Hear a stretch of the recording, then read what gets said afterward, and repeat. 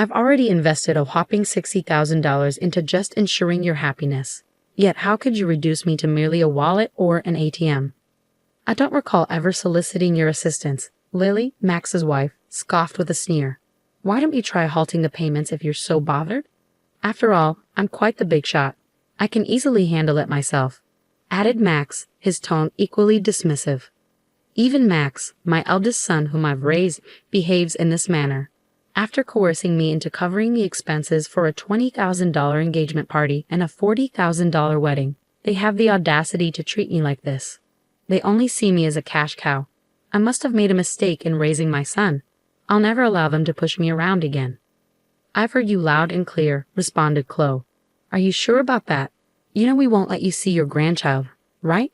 Max threatened. You don't have to. I'd be more than happy to cease the payments, Chloe retorted. From that point on, Max and Lily experienced a swift downfall. They had been treating Chloe like a money tree. My name is Chloe. I'm 56 years old. I've been struggling alone ever since my husband passed away 12 years ago. Between my job and raising my 2 children, I've always had my hands full. I'm currently an executive at a decent company, which I've been with since before I got married. To the outside world, I guess you could call me a career woman. The children, who were high schoolers when my husband died, have now graduated college and are working. So I'm a bit relieved. I just wish they'd settle down and start their own families soon. While contemplating these thoughts, Chloe lived alone comfortably in the condominium that she used to share with her children. Then, one day, Max called her, saying, I want to introduce you to a woman I'm thinking of marrying. Delighted, Chloe agreed.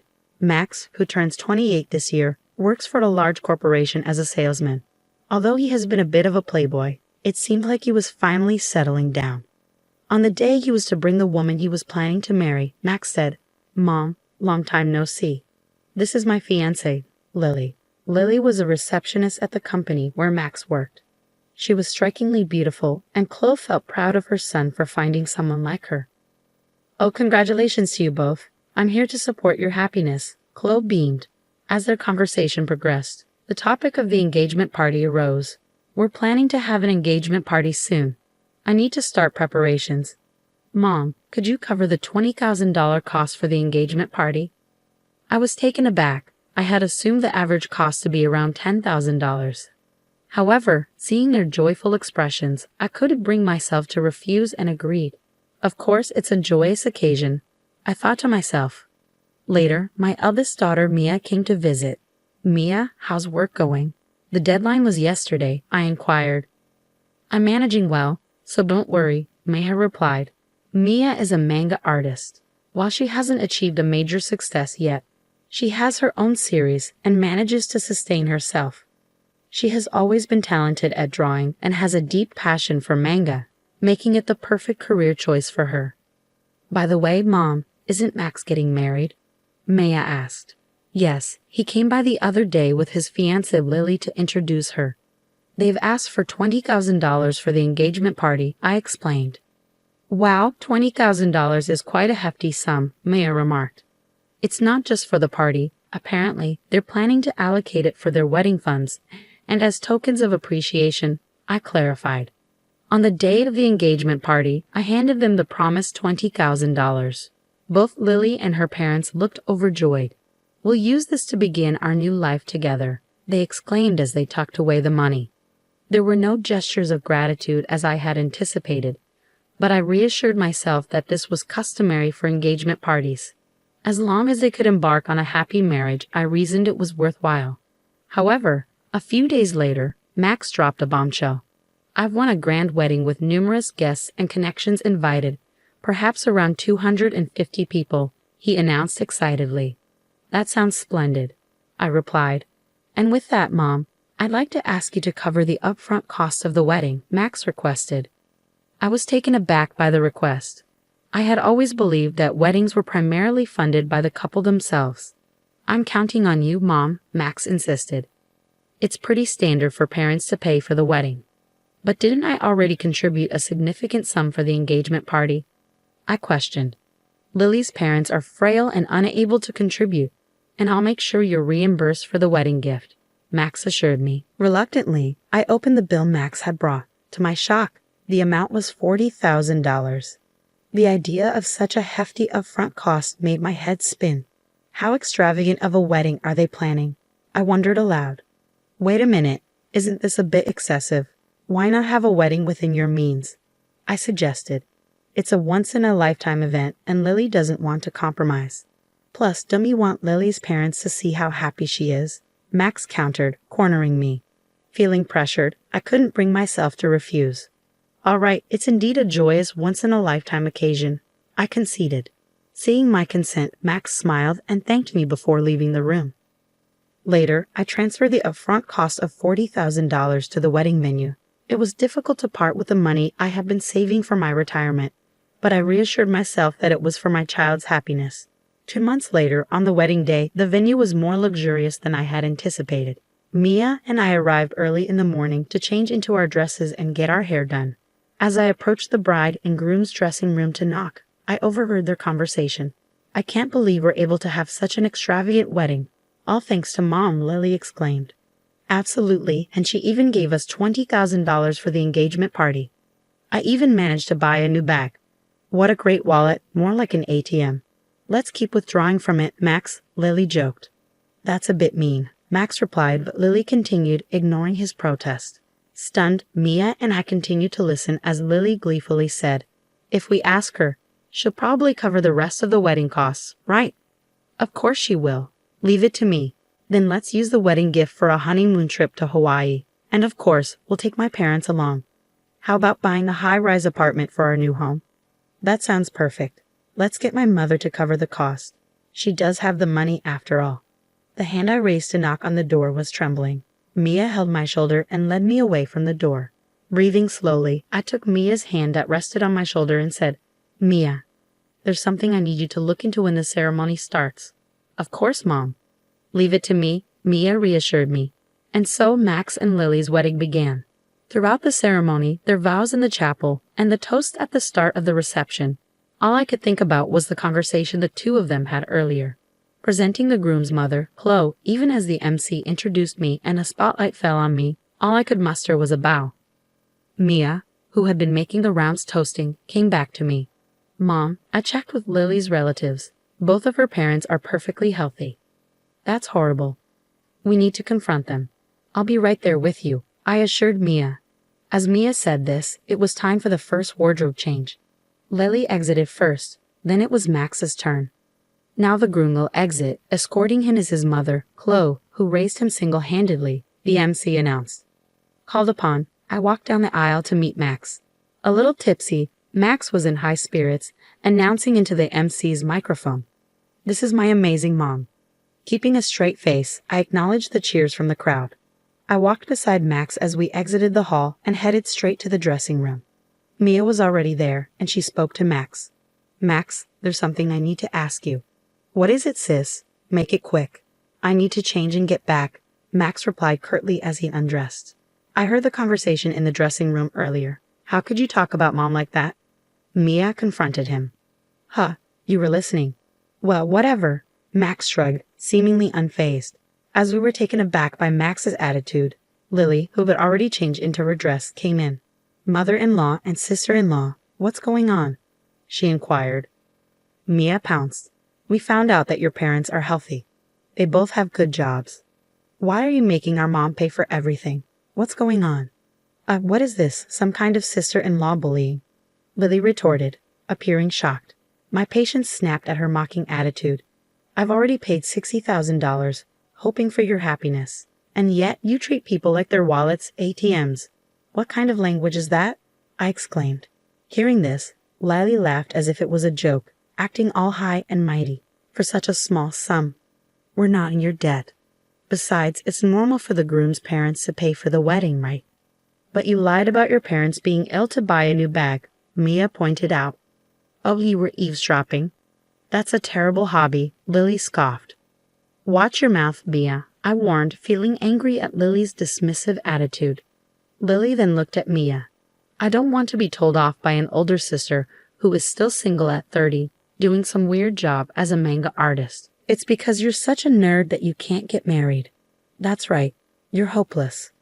When it comes to marriage, Sis, Mom, if you want to see your grandkids, don't speak rudely to us, Max asserted. Mia was stunned speechless. How dare you speak to me like that? I tried to scold them. But Max laughed and responded, if you're going to talk like that, try stopping the payments. After all, I'm in a light. I can easily handle it. Well, it'll be a shame to lose the cash cow, Lily chimed in. I had already paid $20,000 for the engagement party and $40,000 for the wedding. And this is how they repay me. No gratitude, only cruelty.